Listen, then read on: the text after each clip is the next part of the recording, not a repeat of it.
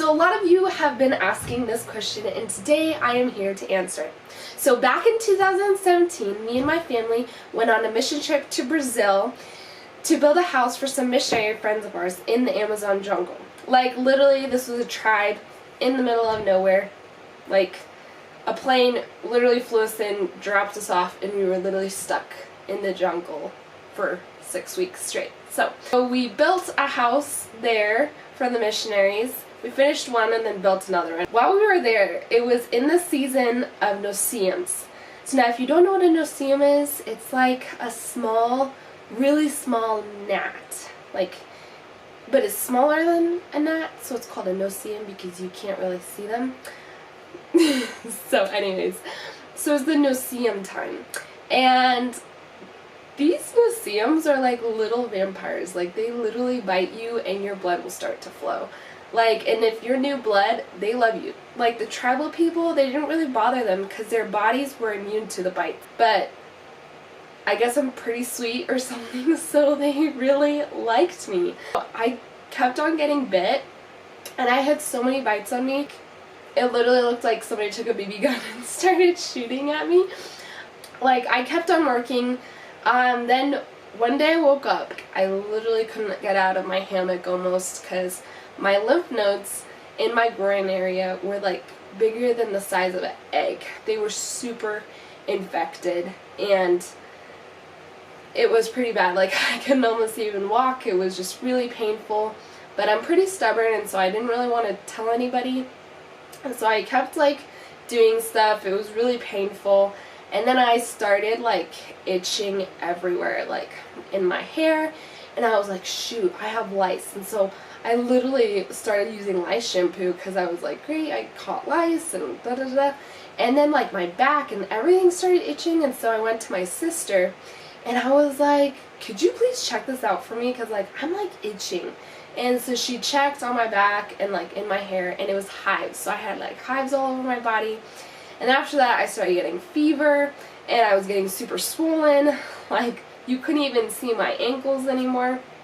And so my mom wanted to fly me out, but I was super excited to stay. And so I just knew, I was like, you know what, I'm staying. And this is probably not a good thing to say, but I was like, you know, if I die here, then I die. And I'm going to heaven. But I was just really stubborn.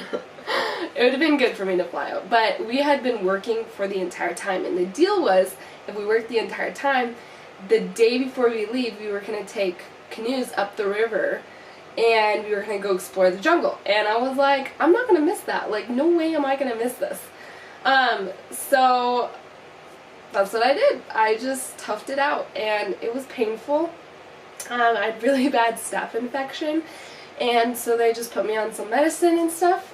After that, we flew out of the jungle, and I saw a doctor in Boa Vista, a missionary doctor, and he gave me some staph infection medicine because I had severe staph infection. And then after that, we started our journey back to the States. And that was like a whole nother story. I was so sick that I was like in and out. It was weird. Like, I thought I didn't really sleep on the plane, but I guess I did for a long time. And like, I was sitting in the middle seat but it was like 14 hours, and my legs were itching so bad, and I couldn't itch them. And I was wearing these tight pants because I only had straight jeans that I barely fit in because I was so swollen. So, and I'm sitting in the middle seat, and there's like this older man next to me, and he didn't speak English, but I was so out of it that I actually slept on his shoulder the entire night, I guess, without even knowing it. I thought I took like a short cat nap, and I guess I had slept a really long time, and my family were like, they had woken me up, and they're like, you've been sleeping on this guy's shoulder. And I was like, what the heck? No, I haven't. And they're like, yes, you did. And we were telling you to like stop sleeping on his shoulder, and you kept just saying, it's okay, it's okay. So anyways, that's kind of embarrassing. But so we get back to the States. Mom tries to do things naturally with like oils and stuff, and like nothing was working. I was just getting more sick, and it was just draining, honestly draining. And so then we were like, okay, like the itching like literally wouldn't stop. My legs was like sap. It was almost like a tree. Like it just kept oozing, like coming out. It was pretty gross. We were like, okay, I probably need like some like steroid cream or something. And so we had a dermatologist friend, and she's like, she wasn't there, and she was just like, go into my clinic and ask one of the nurses to like give you some steroid cream. You're gonna have to set an appointment. So we set up an appointment. I'm sitting on their like little like table thing with my pants like rolled up.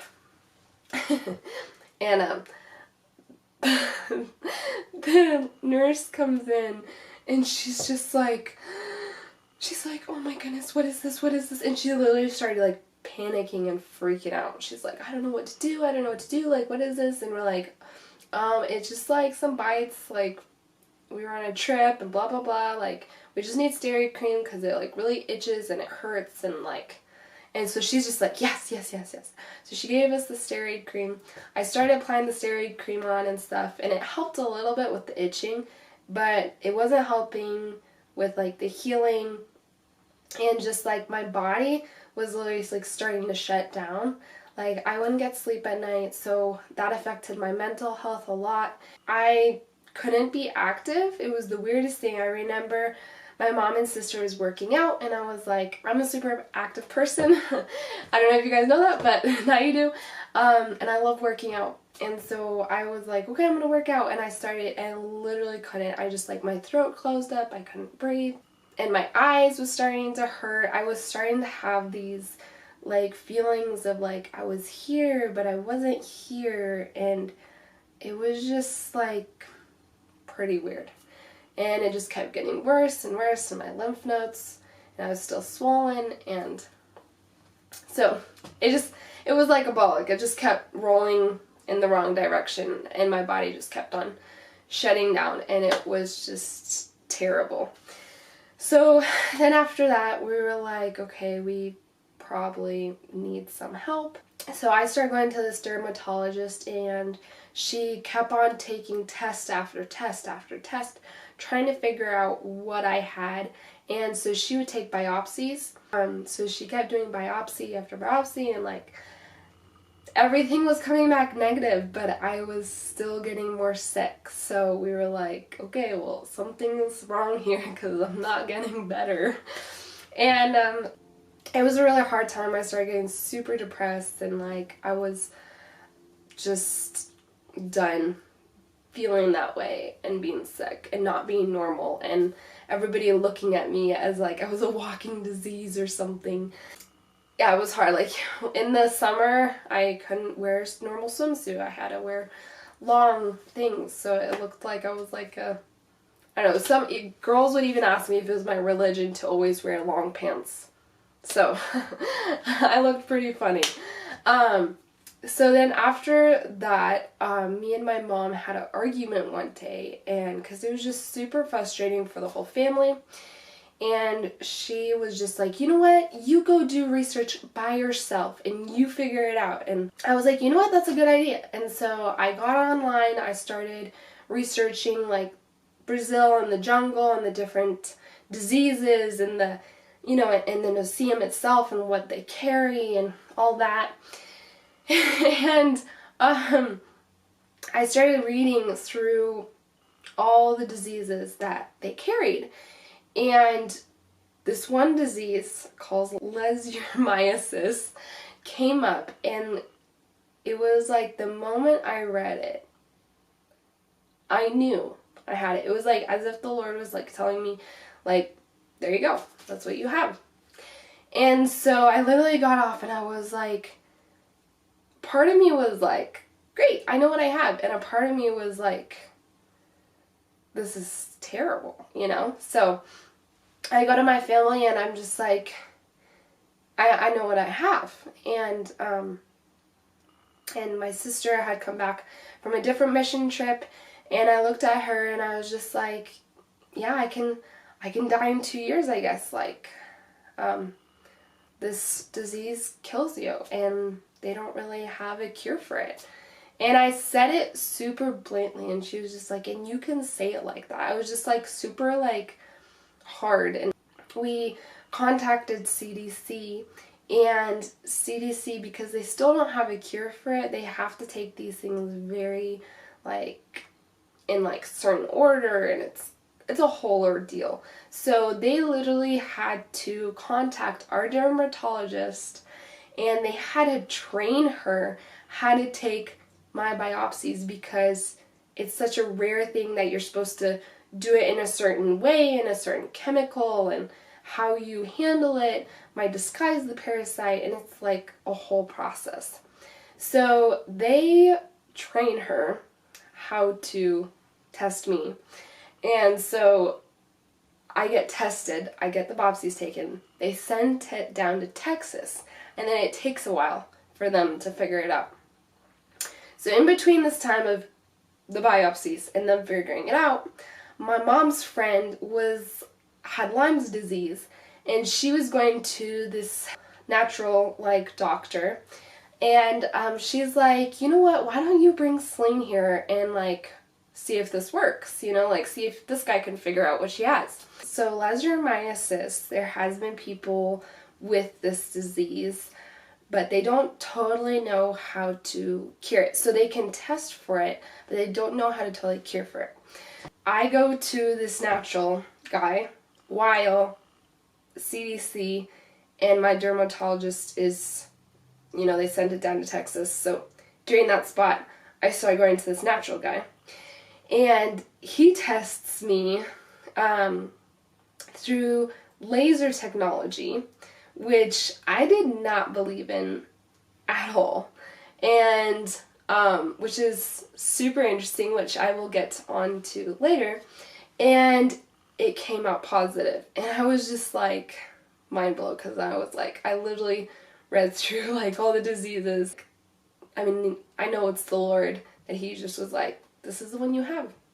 Because they tested me for so many things, and it was negative, negative, negative, negative. And they test that one, and it's positive. And so it was crazy. It was just like, the worst thing I did to myself was I looked at pictures of people who had it. And it was devastating to me. And after that, I just really went into depression, like bad too. I wanted to live, but I also just wanted to die, and I had suicidal thoughts, and I was just struggling. I wasn't opening up to anybody, and I was just like struggling. I was like questioning, like, why would God do this to me? Like, I'm never gonna walk down the aisle one day, I'm never gonna get married one day, I'm never gonna have kids one day, and like all these things. And I just was like, why me, God? Like, only 1 out of a million people get this, and like, you, like, why me? You're gonna take away life, and I'm so young, like I still have life to live. And I was angry, and I was mad, and I was first of all super sick, to where I couldn't totally think straight anymore, and I kind of started going a little bit insane, and I literally was just like, this sucks, this is terrible, and I wanted to live, but I didn't want to live, and all these things. One day, I just broke down, because I literally was like not talking to anybody, and if people was like, hey, are you doing okay? I was like, yeah, I'm great. And I was keeping up this whole like cover of like me being fine. I'm fine. But inside I was like dying, and I really just wanted somebody to give me a hug and be there with me in that pain. And so one night I finally broke down. Me and my sister shared a room, and I told her I don't know what's right from wrong anymore. I don't know. Like, I told her how I felt. I told her what I was going through, and I told her what the things I thought about God, and like, why is God doing this to me? And during that time, I literally didn't know how to talk to the Lord anymore. But the one thing that I kept on telling myself, I know that the Lord was telling within me, was, I will make your path straight. And I kept telling that to myself over and over and over again. And I finally just broke down and I said, God, I give this to you. Whether I die, let it be helping somebody else's life. Use my life maybe to grow somebody else, or let me be an impact in somebody else's life through my death. If I live, Lord, please use my life to glorify you. And it came to the fact of like, if I die or live, I still want to be making an impact. So whether the Lord healed me or he didn't heal me, he still was using me. And it's hard. It's hard to lose somebody to sickness and death or sickness, but God uses everything for his good and perfect plan. And I finally surrendered that if that's his plan for me not to get better, then that's okay.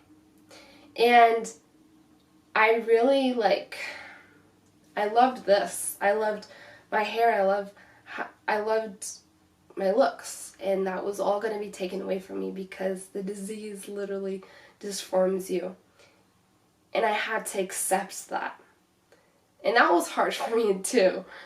You know, I mean, a girl loves her hair. She loves her, it's like her whole identity, and my whole identity was being taken away from me. But I needed to find my identity in Christ and not just this. So I finally surrendered to the Lord.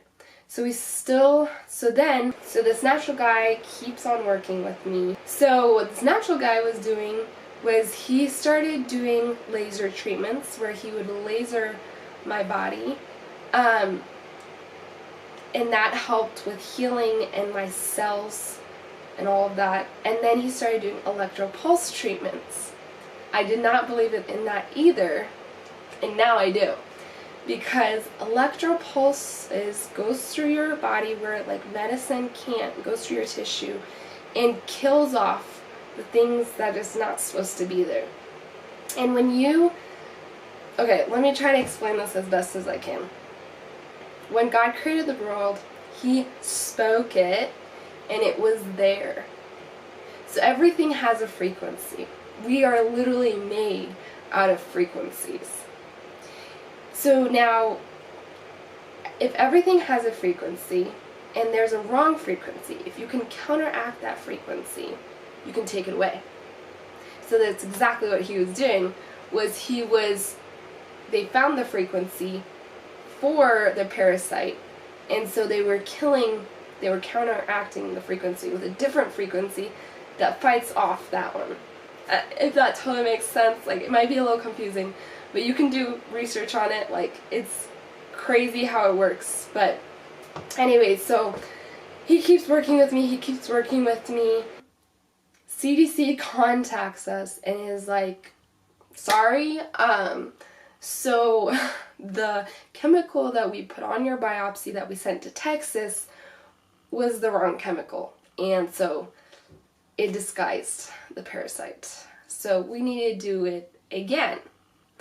And so I go to the dermatologist, they do it again and send it back down to Texas.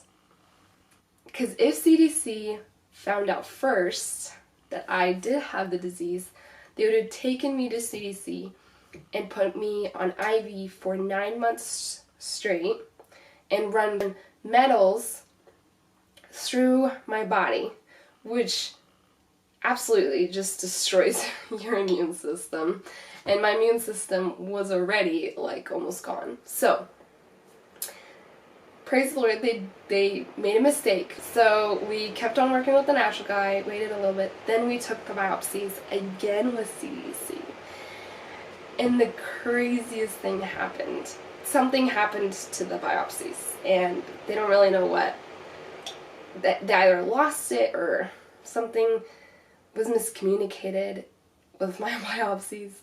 And which is good because then the natural guy tested me again through laser technology, and one day it was just like negative, and I literally was like, no, it's not, like, run it again, like, I'm still sick, like, there is no way that, like, it's just gone.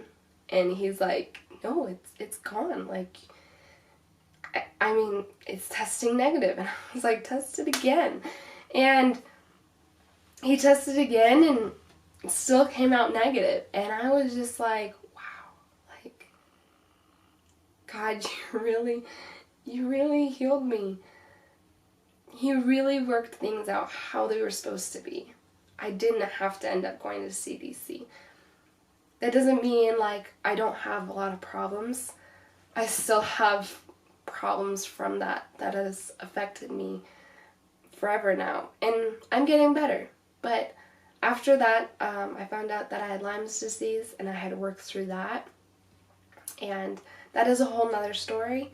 And about every year, every 2 years, I have to do blood work just to check my liver and everything, because it did damage my body quite a bit.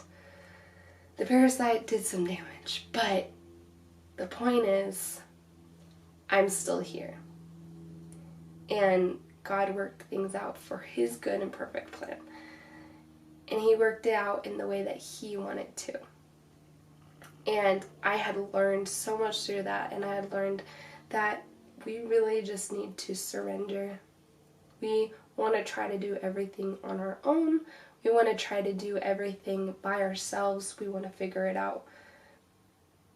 But we are not designed like that. We're designed to want community, to want help. And God designed us. He created us. And we need that connection with Him. And so when I plugged into the Creator, He helped me. And there was times where during that all, I was just like pushing God away because I was mad and I was upset.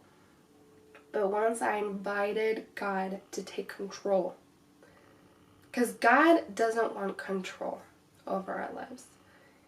He said, here you go, here's your life, take it. He created us not to control us.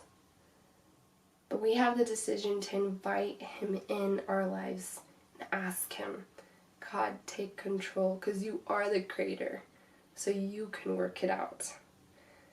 Being humble. And so He did work it out. And I still struggle with my health a little bit, but I'm here. And according to CDC and all that, I shouldn't have been here. And thankfully, I wasn't their guinea pig. So yeah, there you go. There's my story.